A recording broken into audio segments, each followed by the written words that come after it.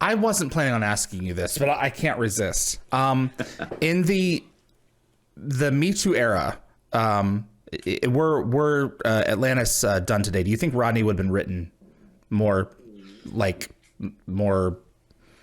It's such a tough one. Yeah. Yes. I mean, I think honestly, nowadays, so if he was done right now, I mean, I think, Rainbow Sun Franks would be a great McKay. I mean, originally he was supposed to be a brilliant black astrophysicist. And I think that, Rainbow has matured into an amazing actor who does a lot of this exposition stuff now. And I think, and I don't mean that in a bad way. Sorry, I make it sound like I'm lamenting that. I think that's the way it should be, frankly. Mm-hmm. I was being very, very fortunate that at the time, they were still very clunky in how they were going to try to cover diversity on television. And it was about sort of like, how many of those do you have? How many of those do you have? I mean, it's a horrible system. The number of times I would get, they would, called about an audition, not on this show, but on other shows. They'd say, no, we've gone black with that role. And you're like, oh, God, listen to yourselves. Like, A, I didn't get the role, but B, like, what are you saying? So I think there would be very, very different, very, very different. In fact, one of the reasons I'd love to see the show come back. Why I'd love to do it again is I'd love to see. I mean, someone who's going to get called out for Me Too would be McKay. I mean, McKay said and did all of the these terrible things. I mean, the way he talked to Amanda, grabs her butt in Mobius. I mean, that just wouldn't happen now. Exactly. It wouldn't be portrayed on television. Well, and it's one of those things that I think, it's one of those things that I think it's not even that it shouldn't be portrayed on television. I think it should be portrayed on television. But it's played as a joke. It wouldn't be portrayed as he would still do it if you wanted the audience to go, that's an ass. Not what he's grabbing, but who he is. An ass. I mean, this is the thing is. He was an ass. He is he's everything that's wrong with science. I mean, I would say almost society at this point, where arrogance, there's an arrogance, demeaning. there's the selfishness, I think I've always said that I don't think that we even use the term anymore, but Asperger's, he is terrible socially. I think he doesn't care. I don't think he cares because he knows. I don't think he knows that he's right. I think he does care. Okay. I just don't think he understands it. I think he doesn't understand social cues. I mean, it's classic, on the spectrum behavior, because he just doesn't. I don't think he picks up the social cues right. I don't think he understands it. And he was sort of raised. We were at that time, that era. Those were the people. I mean, those were the people who ran these corporations. People were put on pedestals for being smart and ruthless and not saying no, not taking no for an answer. And then suddenly we realized that we're rewarding psychopaths. So I think there's a pressure for men to behave that way to some extent. That's how you proved you were a man. You didn't admit defeat. You didn't, show emotion. You didn't, women were beneath you. And I mean, it's all wrong now, obviously. Not even now, it was wrong then. But I feel like it was a culture that was, that I think it'd be interesting to explore it now. I mean, I would love to see McKay show up with a younger generation and see and understand what he's allowed to and not allowed to say and stuff. I mean, I attended every show that you do now. If you're in for more than a couple of episodes, you do different types of training, whether it's COVID training or in this case, it was I want to say assault training. It's not assault training. I mean, the worst of training to get, but sexual assault and abuse, like a lecture that talks to you about all the different potential ways that this could be construed and stuff. And there are things that as an older straight white guy, I didn't get. I just didn't get it. I wasn't aware that there were things like,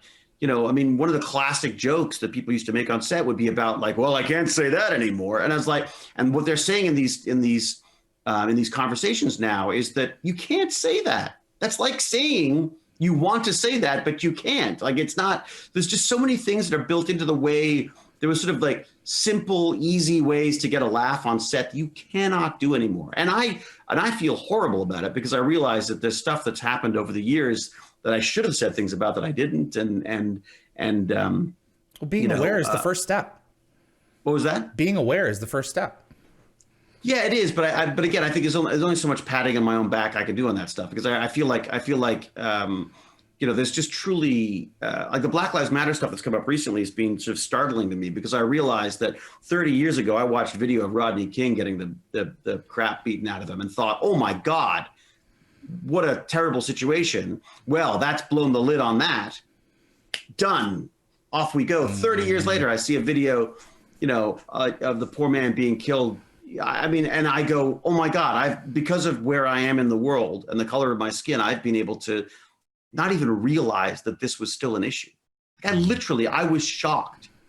And, I'm talking to friends of ours, who are like, I have to explain to my kid that he's Black. And even though he's 13 years old, he's not that cute, silly kid anymore to a cop with a gun right now. You know what I mean? Like, and I'm like, what? Really? I was like, in this neighborhood? She's like, this neighborhood, this country, this like, and I'm like, oh my God, I literally had no idea. Not that that's an excuse. But I literally had no idea.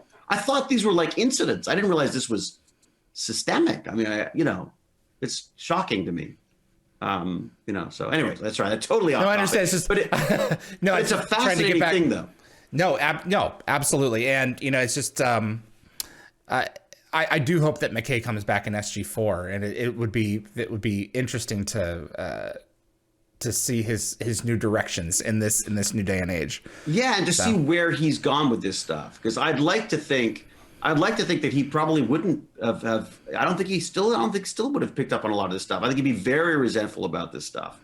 In fact, I wouldn't be surprised if his career has been marred by a few incidents, which could be interesting as well. I mean, there's a lot of interesting stuff there, I think. Well, I would hope that Jennifer would have helped. Exactly. Tame a lot of that. If she stuck with him. Do you think she would have? Do you think that was? I wouldn't have. Kane gave me 15 minutes when I got home to lose McKay or lose her. That's right. So. Snapping your fingers and pointing. That's right. That was it. I had to stop the snapping. Yeah, that relationship was so funny because I, of course, loved it because, Jewel State. Talk about science fiction, like icon. Just, oh my God. Firefly was still to this day. No offense to Stargate, still, I think one of the most effective modern science fictions I've ever seen. I couldn't get over it. The character development, everything. It was gorgeous. And of course, so is she.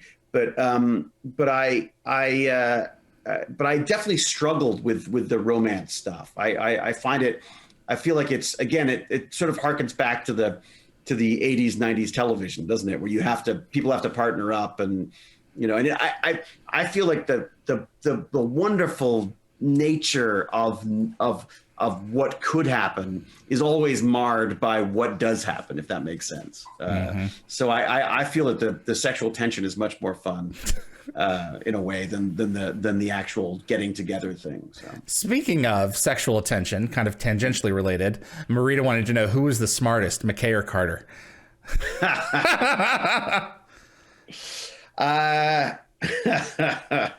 I know what I would say, but I also know what McKay would say as well. McKay obviously felt. I think McKay felt threatened by Carter. Oh, unquestionably. Yeah. So. Yeah, I don't know. I think definitely McKay. Well, I can't bring myself to actually say it. The argument that I always make is that we as humans, we only have so much bandwidth. Yeah. And Sam had a lot of focuses in a lot of other areas too, and was arguably much more human in terms of like her human. So I think McKay was just a lot more raw data. And it had more raw data to just mine from, and that's what his focus was. So, all things being equal, I would probably think that McKay is smarter. But if we're talking but we're not like a better human. That's the difference. Certainly not.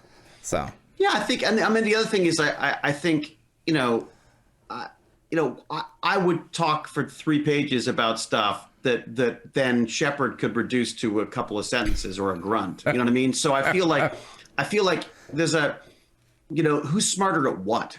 You know what I mean? Like I feel like we all, one of the beauties of Stargate, both SG-1 and Atlantis, you know, I can't speak too much to Universe because I didn't watch as much of it, but I felt like they, you know, we each had our niche. That was the beauty of it. Everyone had the areas of expertise, and yeah, they crossed over in places, but I felt there was the competition between. I think, you know, who's smarter? I think we pushed each other to be smarter. Yeah, I think that's true. The beauty of the competition. I think that element is, and it's so true because that's such a nerdy thing to do. Like no one wants to be wrong. Thanks for watching this clip from Dial the Gate. You can find the full live stream shows on our YouTube channel or visit dialthegate.com for the complete schedule. See you on the other side.